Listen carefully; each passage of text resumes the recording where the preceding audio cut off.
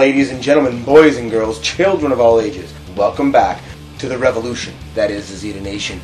Thank you for joining us here for episode 18 in the Fortress of Solitude from Etobicoke, Ontario, Canada. I am your host, once and always, Emperor Zita. As you guys can see, I got some new swag this week. Zita Nation, IQ, HBA represent for life. We have a special guest appearance from Lady Iris of Ciccione. She joined the Empress, the Princess, and I as we ventured down to the Canadian National Exhibition. Lord Frank? Well, he was too busy playing basketball.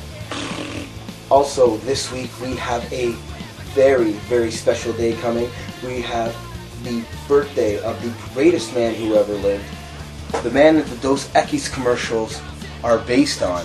The voice, my father, the man who taught me how to be a man, Anthony Zita. We here at the Zita Nation would love to wish him a happy birthday. So as you guys saw last week, our big special announcement, we will be welcoming a brand new prince to the family. I am having a boy. Now I have a Divas champion and a WWE champion. We are all very excited here at the Zita Nation. Well, enough from me. Let's get on with the show. Rock and roll, baby! And here we go.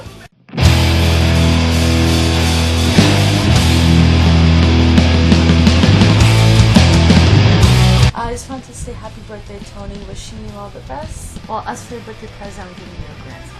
Actually, pretty good. Headache today. Starting to get back pain. A little more and more. It's normal.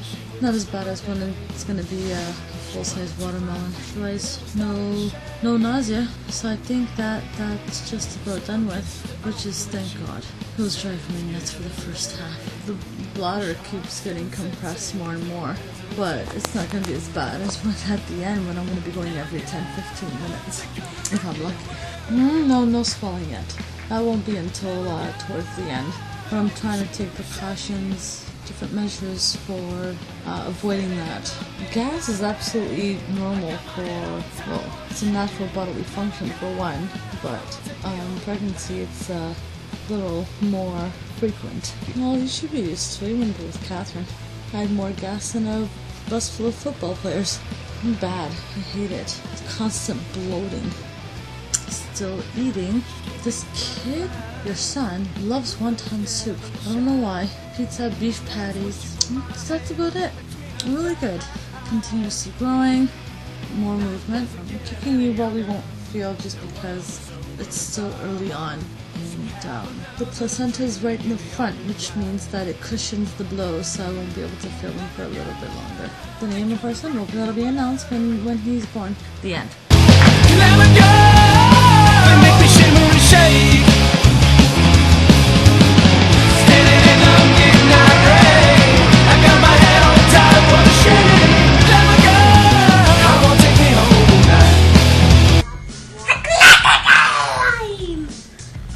Another saga in the CM Punk story is unfolding. He kicked Jerry Lawler in the head. Sure sign of a heel turn. During the NXT taping dark match, he got cheered with a huge babyface pop when he teamed up with Seth Rollins, Cassius Ohno, and Antonio Cesaro. Ring of Honor dream match. How can anyone think Punk is going to turn full heel when the fans are popping huge for him? What they need to do is what I've been saying for months now, is turn Cena heel. United Champions, Cena, Punk, one-on-one in Cena's hometown. It's the perfect opportunity to make a double turn. Caught TNA again this week. Man, do they have some great wrestling on that show. Impact is just phenomenal wrestling. And I really like this Bound for Glory series, even though we all know James Storm is going to win. I want to see what Samoa Joe does in the next couple matches.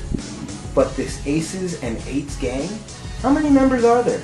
And you can totally tell the backstage segments with Hogan, Storm, and AJ were some of the same members that were already in the ring. So what, they're going to strip Austin Aries of the title because he's injured? I'm really, really intrigued about TNA. I'm loving it, and I'm going to keep watching it.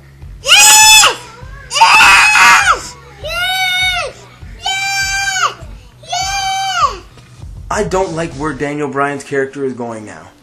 So the feud with Kane is going to keep going? Or is it over? You know, Kane went after him again this week during the tag match. Please, please tell me that they got something better planned for Daniel Bryan than this.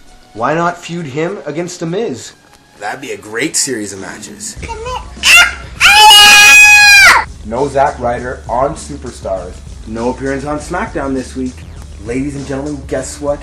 This week, Zack Ryder got a match on Raw.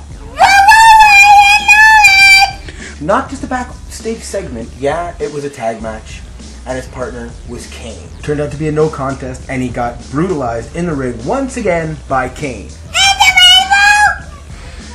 Let him finally finish the feud with Kane. Why can't Kane put him over? It's not like Kane needs the wins anymore.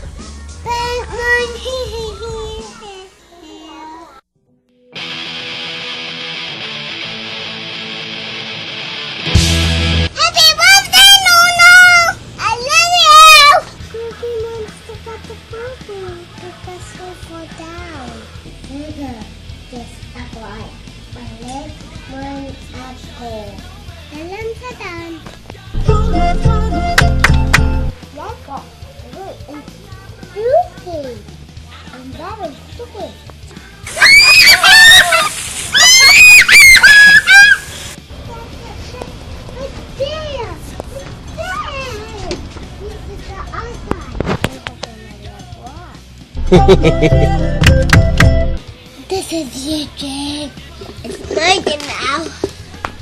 The chef here. And then all of it. It's some big happy mushrooms. Give me a kiss. Thank you. Oh my God, please.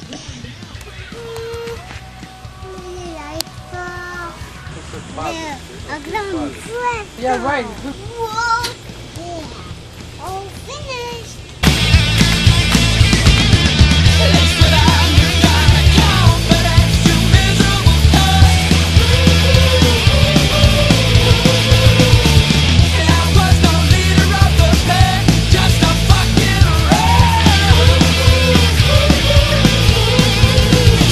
Alright, so we are getting on the bus. Hi, Auntie Iris. We're going to the X today. Now we're headed down there. Me, the monkey here, Lady Iris of Ciccione, and Empress Magz. And we're going to see Barney. My wife is already eating and the day just started. We haven't even got in yet. So we are here. We are at the X.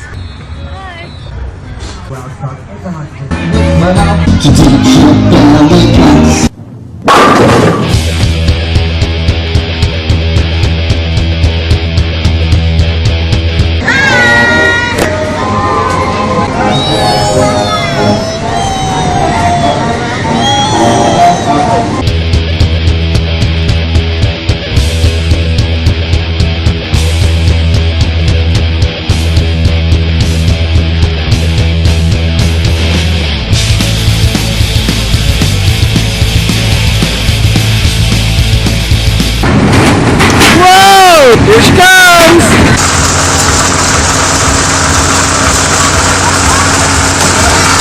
Oh, perfect. Want to put it on?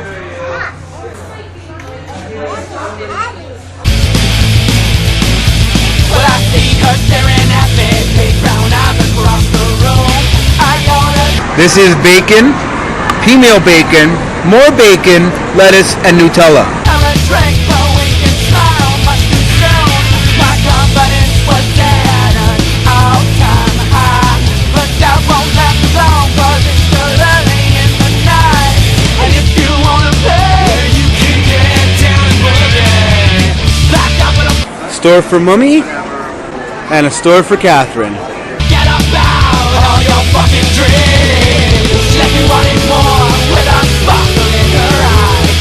I have to have a cigarette to ease my mind. With the trashy makeup, it was true romance at first sight. The lipstick stained my heart. Midnight at the rock and roll dance party.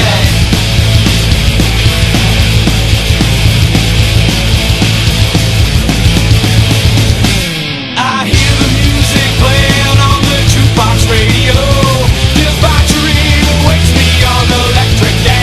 Hello, everybody, and welcome to Comic Book Day. What day is it, Katherine?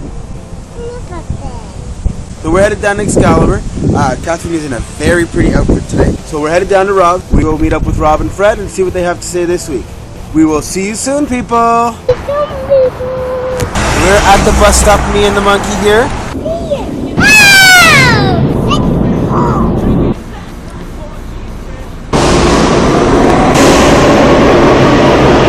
Well, we're here.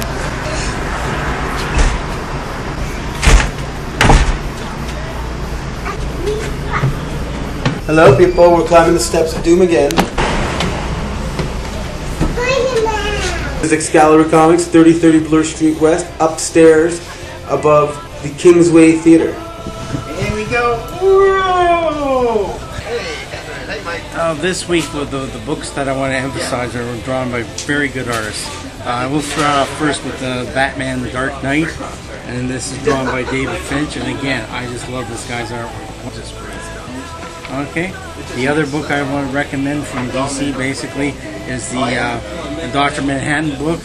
It's done by Adam Hughes. For the most part, it's been doing covers, but here he is doing a whole full book. Another series I'm also mentioning too is this like a three-parter, and the third is the Wolverine and the Clandestine. Again, Alan Davis. I love his artwork, so I'm always recommending it. So this issue, Captain America Namor, 635.1. Those in-between issues. It's done by Tim Conrad. Great artist, very talented guys. And then I'll conclude with Iron Man. Not a great series overall, but interesting and nevertheless.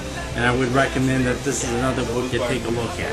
Okay, before I forget, Rip Kirby, John Prentice. Prentice took over after the tragic death of Ballerina, a car accident, something else that's worthwhile getting. That's it for this. We've been hearing about this guy named Assange. Apparently he was one of the co-creators of WikiLeaks, Julian Assange. Apparently he has millions of pages of all these thousands of incriminating evidence against governments and banks and so forth. Yet we never hear about any of that. We just say he has, but yet we focus on the guy. If you know who the other co-founder of WikiLeaks is, you'll find out he's actually one of those Obama guys that he elected as a czar or something. You have to sort of double think. That's like 1984. Double think about what they're trying to present here.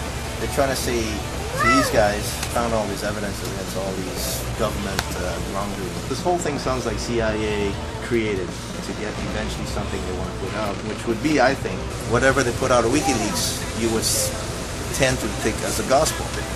So anytime in the future from now on they say WikiLeaks said this, you would figure, oh, it's true and so forth, right? Without even checking any facts or whatever, right? So I think the idea is to present something that it looks like the government is afraid of, to make it sound like the truth, which probably might be a hidden agenda to mislead people.